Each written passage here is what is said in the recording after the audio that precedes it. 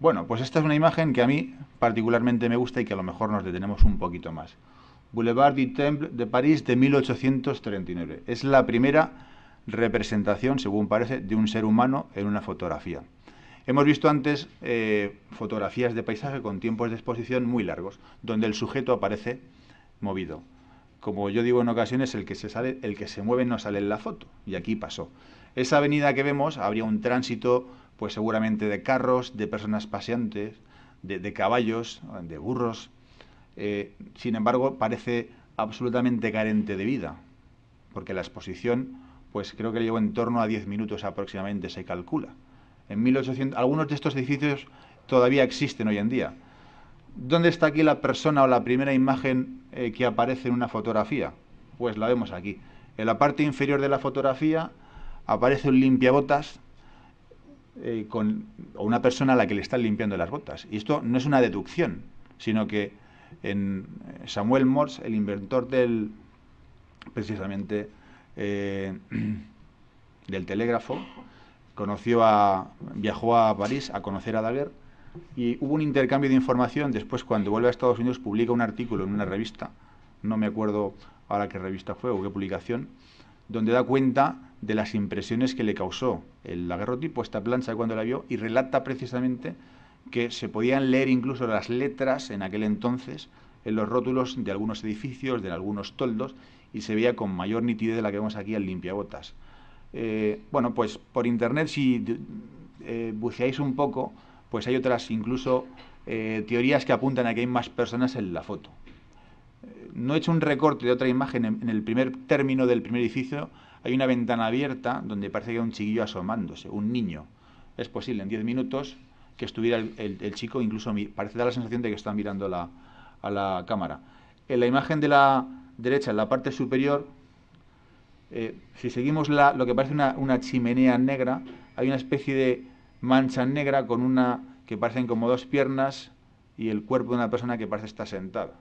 Bueno, es muy difícil asegurarlo, pero bueno, da fruto a la especulación, incluso a la ilusión. No lo podemos creer o no, y podemos disfrutar con ello, si queremos. En la parte de la izquierda hay al fondo, en la parte que está más clara y que está en perspectiva hacia el fondo, es difícil, hay que tener incluso un alto grado de imaginación. Parece que hay una hilera de carruajes dispuesta esperando, pues seguramente coches de caballo. Podría ser, es posible.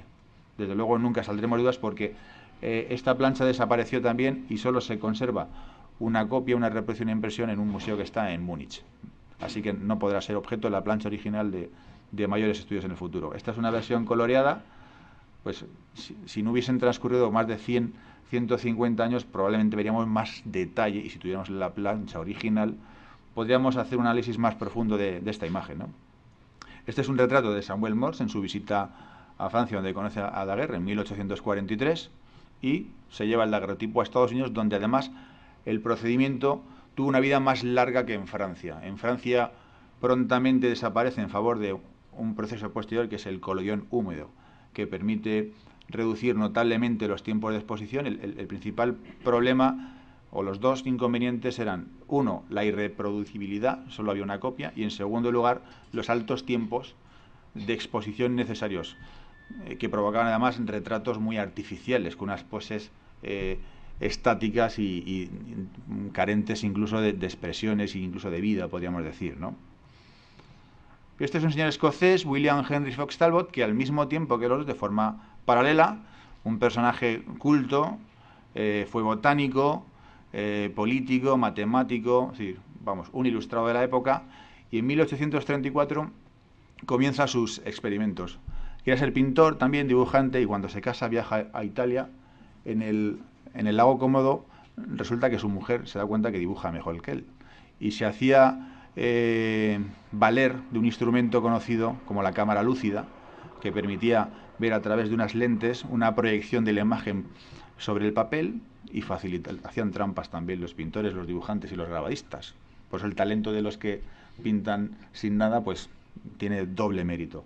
Se da cuenta de que dibuja fatal. Y como conocía el funcionamiento de la cámara oscura, se pregunta, ¿y por qué no puedo yo obtener esa imagen y plasmarla en un soporte para siempre, de forma permanente? y cuando vuelve a Inglaterra, como tenía conocimientos de química, empieza a investigar. Dice, vamos a ver qué descubro yo en este campo. Y los primeros resultados pues, son en los llamados dibujos fotogénicos. Son dibujos sobre papel impregnados con sales, donde por contacto consigue las primeras imágenes. Este es un dibujo fotogénico de 1841. Él es conocido por dos procesos distintos, que son estos dibujos fotogénicos y otro procedimiento que descubre después, que es el calotipo, y que veremos a continuación. Esto es por contacto, donde vemos aquí el papel se le extendía esa emulsión y por contacto se exponía la luz y había partes que dejaban pasar la luz y otras que no, y este era el resultado, los primeros experimentos de los dibujos fotogénicos. El siguiente, el calotipo. Este proceso ya permitía la obtención de un negativo y tantas copias como quisiéramos posteriormente.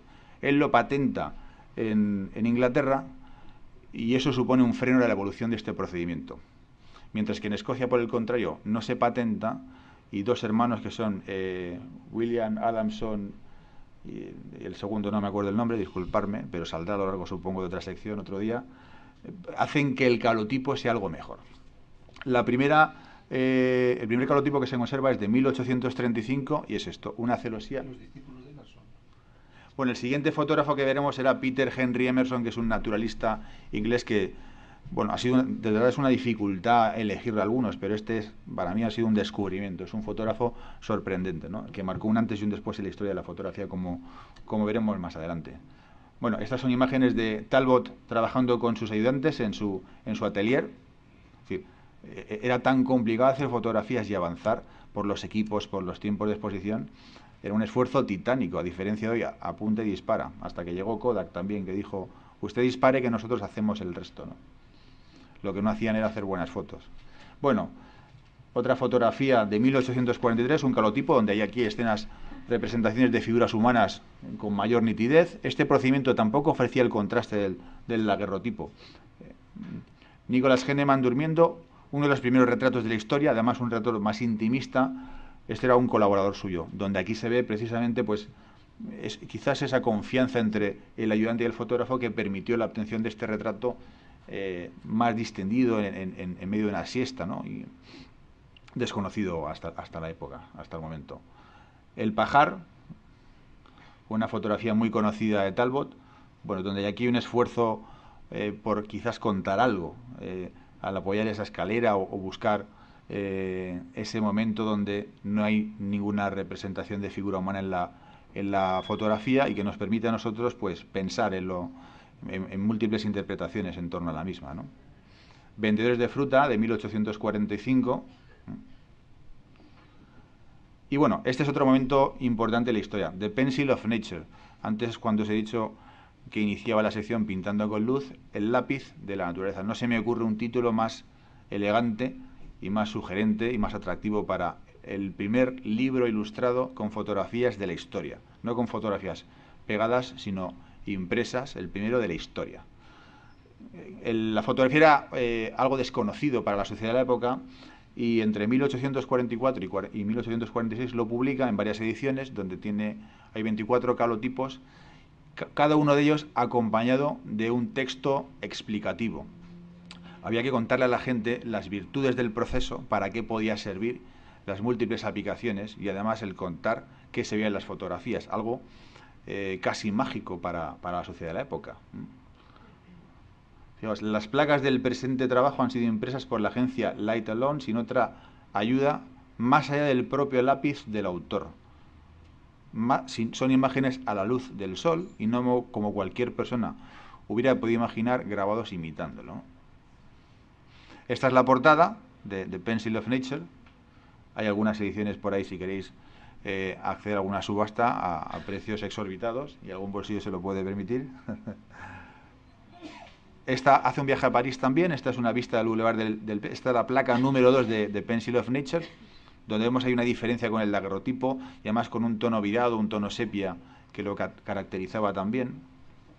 Artículos de China, esta es la placa número 3.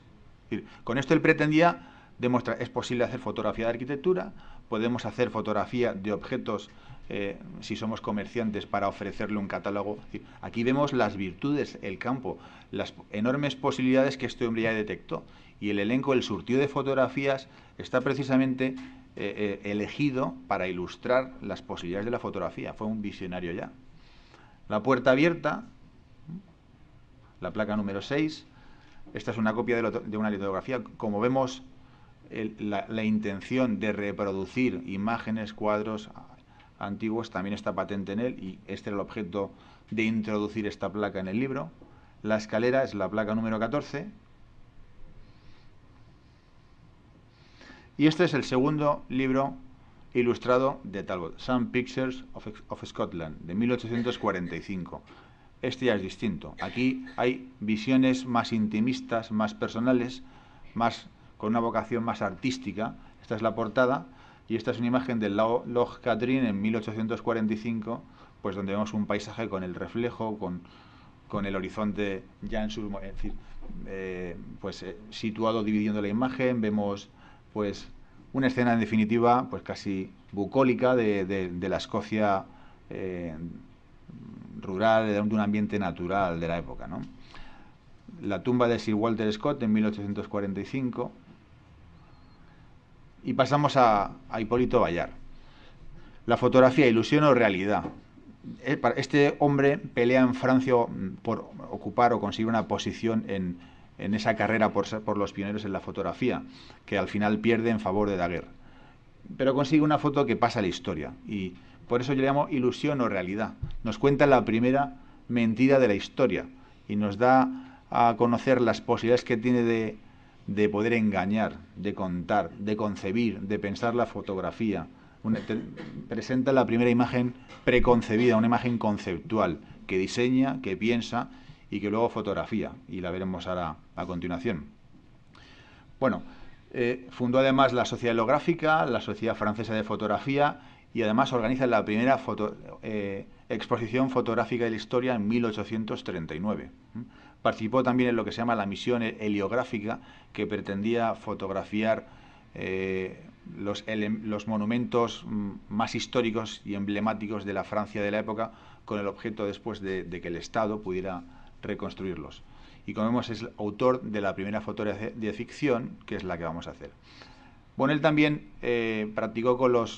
hizo sus experimentos con los dibujos fotogénicos de forma absolutamente desconexa del resto, es decir, de Talbot o de Daguerre. Por sus propios medios y en base a sus aportaciones e investigaciones, hizo dibujos fotogénicos por contacto también con papeles, con sales, donde obtuvo imágenes como esta, con hojas, con telas, con plumas, pasando después a obtener ya una imagen con la posibilidad de obtener positivo y negativo, un procedimiento que permitía la reproducción de la imagen, si bien la calidad no era tan alta como el daguerrotipo.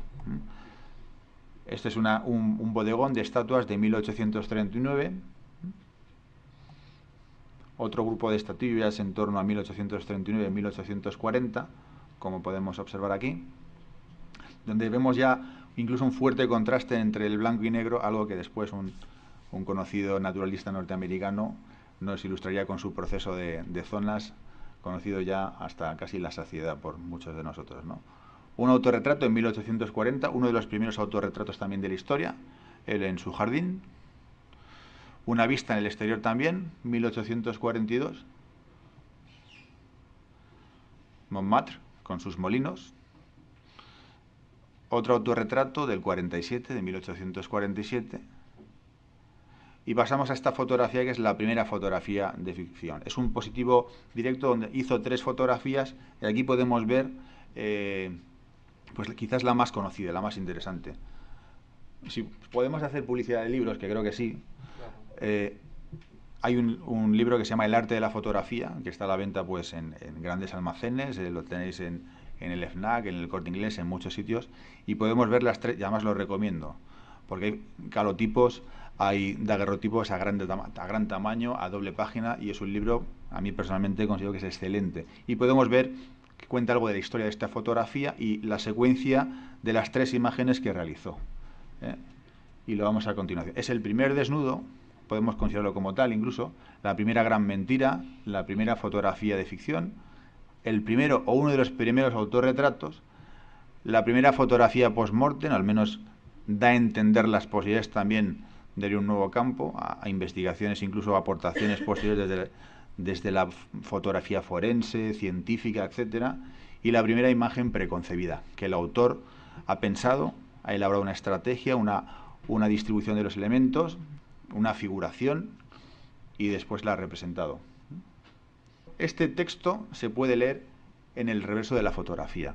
Él pretendió también de la Sociedad Francesa de Fotografía, o de las, mejor dicho, de las Artes y de las Ciencias, de la Academia de las Ciencias y las Artes, el reconocimiento de su proceso.